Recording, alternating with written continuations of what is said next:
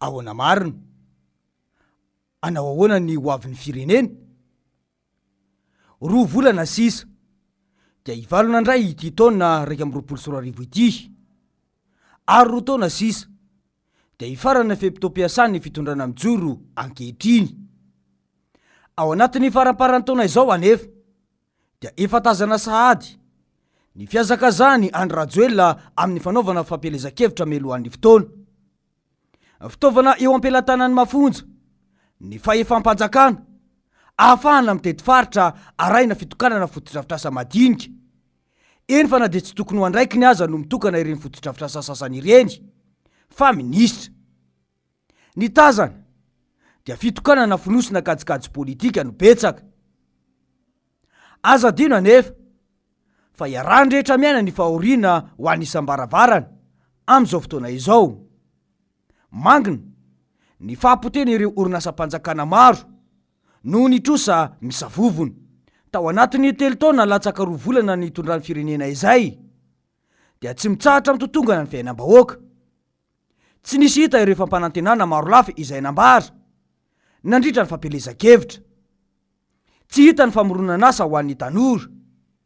Betsaka ireo tantsaha sahirana vokatry ny tsy fisiany tosika sy ny fanampiana avy amin'ny fanjakana. Manjaka sy mirongatra ny fanondranana antsokisoky ireo harem-pirenena, ary indrindra natao ampihimamba avokoa ny vidin'ireo vokatra fanondrana tena ahitana vola toy ny lavanila sy ny maro hafa. Sesilany ny fitokonana sy ny fitakiana karama ataon'ireo mpiasam-panjakana noho ny tsy fahavitan'ny mpitondra izany, ary azo lazaina fa raha tsy misy aza angamba ny fitokonana dia betsaka no tsy mandray karama volana maro. Amin'izao tazana fa mbola te hanohy ireo zavatra mitranga ireny fitondrana ankehitriny, ka miazakazaka mafy mampiseho amin'ny vahoaka fa misy ihany ny asa vita ary manga ny lanitry Madagasikara sy ny fiainam-bahoaka amin'ny fitokanana ireny fotodrafitrasa ireny. Ain-dehibe ny fiainam-bahoaka ny fifidianana, ary izany no taratry ny demokrasia sy ny fahefan'ny vahoaka amina firenena iray. Iarahantsika nafantatra ny zava-nisy teo amin'ny asa fanaovan-gazety teto amintsika. Vakivava hatramin'ny CFM izay tompony fampihavanana eto amintsika fa sady mahamenatra no manahirana ny zava-misy eto amin'ny firenena ankehitriny. Ny diran'ny politika ny asa fanaovan-gazety.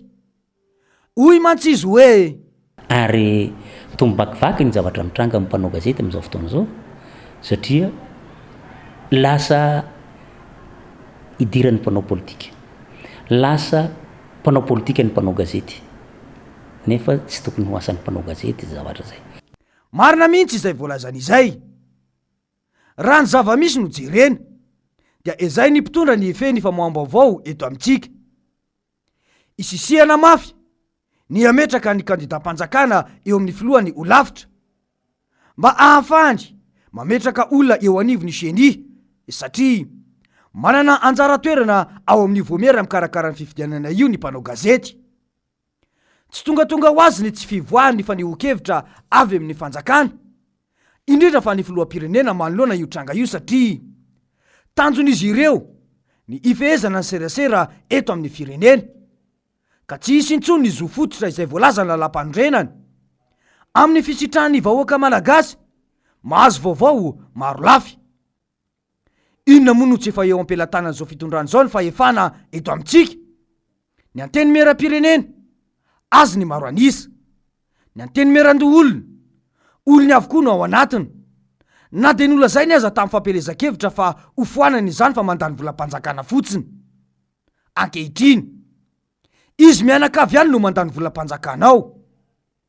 Fitondrana tsy matotra ary tsy mijery afa-tsy ny tombotsoany no misy eto. Dia mipetraka ny fanontaniana hoe tao anatin'ny 3 taona latsaka kely nitondran'ny firenena izay, inona tamin'ny fiainanao moa no niova sy ny atsara ankehitriny?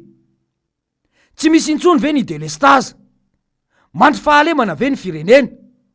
Mahavita tena arabary ve i Madagasikara ka manana ambimbavany isan-tokantrano? Ekena fa miandrandra zava-tsoa ny vahoaka malagasy amin'ny taona 2024. ary betsaka no milaza fa tsy vaolana intsony ny fanonganam-panjakana mba tsy hirotsona intsony amin'ny krizy tahaka ny nisy teto tamin'ny taona 2024 raha ny zava-miseho ankehitrina nefa dia ho nofinofy ihany io fanantenana io raha tsy mijoro deny izao ny vahoaka malagasy fa mbola hitoy indray izao fahoriana izao. Tokony ho fantatriny rehetra mantsy fa fitondrana ny orona tamin'ny doublon no nisy teto. Mbola tsy teo ampelantanany aza ny fahefana mametraka olona amin'ireo lafiny rehetra fa mbola nahita irika ny dirany izy, na vita nampiditra fitaovam-piadiana tsokosoko, na vita nametraka doublon tamin'ny fifidianana.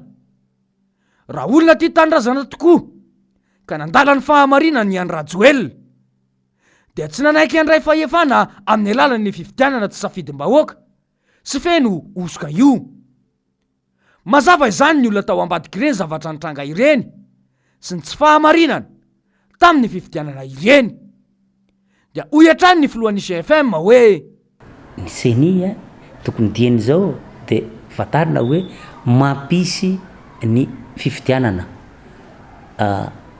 milamina ve ny resaka seny, ohatra ny code électoral moa ve ny code électoral zay anisany notabatabaina teny amin'ny 13 mai tamin'ny 2018 le 73 député iny ange ny antombohany iny afa-tsaiviko dia contestation ny texte électoraux nefa mbola mipetraka moa ve io sao lahy dia io indray ny hiteraka olana eto amin'ny firenetsika.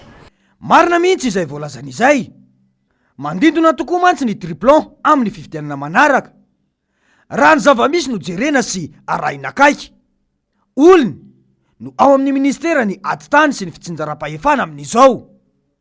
Hatrany amin'ny faritra sy ny distrika dia olom-botendry avokoa ankehitriny. Kanefa dia ireny no ratsa-mangaika anakina ny seniny vokatra ao aminy mandritra ny fifidianana. Izany ve no Hantenaina ampisy fifidianana madio? Ireo kominina maro izay nandreseny ny antoko tsy miaraka amin'ny fitondrana aza nolazaina fa misy olana ny fifidianana izay natao tamin'ireny ka nofoanana ny vokatra. Ho tapitra ihany ny mandan'ireo be ny tanàna sasany efa miasa ankehitriny tsy misy eritreritra ny fanjakana amerina ny fifidianana amin'ireo kominina ireo ary efa betsaka no nametrahany olona tokony fitondrana avokoa amin'ireny kominina ireny. Tsy mahagaga izany satria efa zatra botolo tsy manara-dalàna ka heveriny fa azy Madagasikara ka izay tiany atao no ataony eto. Ny vahoaka malagasy no mila mifoha amin'ny toromasony manoloana ny zava-misy. Vao manomboka ny fifanoloana ny mpikambana andrafitra ny seny ity dia efa ahitana olana sahady. Hoy mantsy ny firaisamonim-pirenena hoe ny zavatra mifamaofao ny principe ny règle fotsiny. Ohatra hoe raha isika mahitsy be ao anatina fiamboniny lalàna dia hoe suprématie des normes ozy izy ny teny frantsay ny lalàna no ambonin'ny didim-panjakana. Misy tompona andraikitra nefa tsy menatra milaza fa ny didim-panjakana no tsy maintsy ampiarina na dia efa mazava tsara ao anaty lalàna raha le resaka. Andray ohatra anankiray aho zany ho an'ny mpanara-mason'ny fifidianana rehetra izay ataoko hoe matotra dia mahatsapa tsara sy mahafantatra fa tsy maintsy manao tatitra ny fanaraha-masony izy ao anatin'ny 10 andro raha ela indrindra ao aorianan'ny vaninandro ny fifidianana. Misy tompona andraikitra zany atao miseny tsy menatra kory milaza hoe tsisy ilana an'izany tatitra zany. Mahatonga anay manao sangisangy moa zany hoe ary sao dia tokony tsy hanao tatitra tsony zay manaraka rehefa tsisy ilana azy. Ny lalàna mifehin'ny fifidianana miampy ny lalàna mifehin'ny senia dia mametraka mazava tsara fa ny atao hoe observation effective na hoe ny fanaraha-maso tena nitanterahana dia voapirofo ny fanaovana tatitra. Raha nomena agrément zany le fikambanana anankiray ka tsy lailay fotsiny tany am-pandriana tany fa tsy nanao tatitra dia nahazo agrément izy. Fa ny rapport d'observation any nahazo ny fankatoavan'ny senia no anapirofona fa tena nanao an'ilay fanaraha-maso izy. Ary eo no nahavariana satria iaraky ny henonay fa angamba ny mety andiso ny senia raha ohatra ka diso zany fa hatreto aloha ny vaovao henonay dia tsy avoaka ny senia tsy manome fahafapo an'izay zany ny senina dia nangataka raha ny commission adaoka hoe iza daholo ny lisitry ny fiarahamon'ny pirenena na vita tatitra ara-dalàna misy antonao fa tsy mandehandeha ho azy. Izay no zava-misy tsy mahagaga izany satria mbola tsy teo ampelantanana ena zany fahefana natao ny fomba rehetra mba azahola izany. Maika ave fa hoe trondro eny an-tanatsaka hoy ny fitenenan'izay dia hoy nisy olom-bavambahoaka hoe raha reny kadoblon maro isan-karazany reny zany a dia manana ndraikitra lehibe amin'ireny a ny seny ary vitsy zay a zay vao mijery olona hoe iza dia olona tokony ao anatin'ny seny io ny critère zay tokony apetraka ao anatin'izany seny izany dia olona mafe an'izay zany a no tokony atao.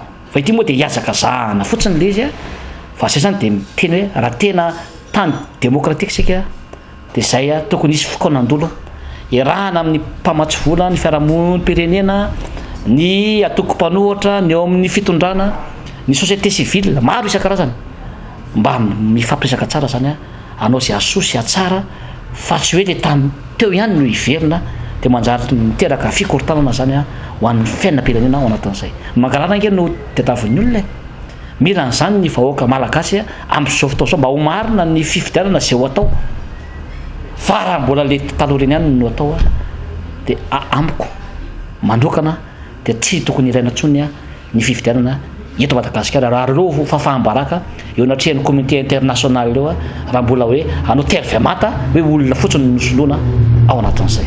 Ny tazana dia fitondrana tsy mahatoky ny fitiavam-bahoaka ny fitondrana ankehitriny ka manao izay fomba rehetra mba hitazomana fahefana.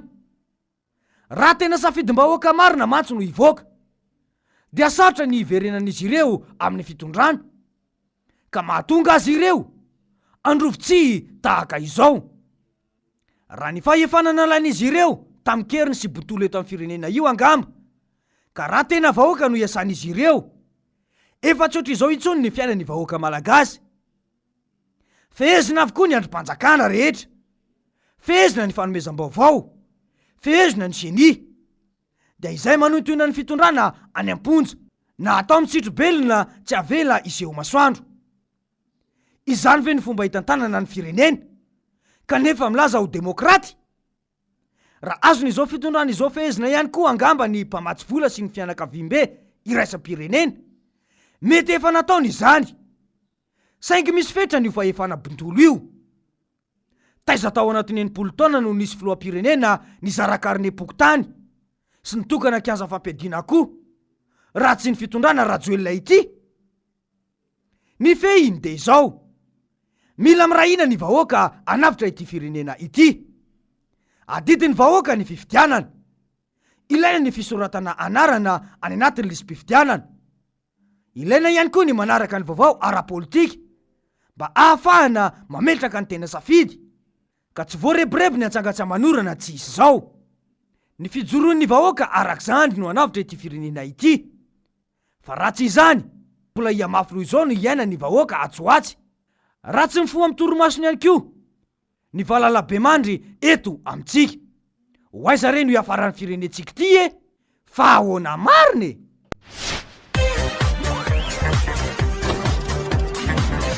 Ahoana marina e.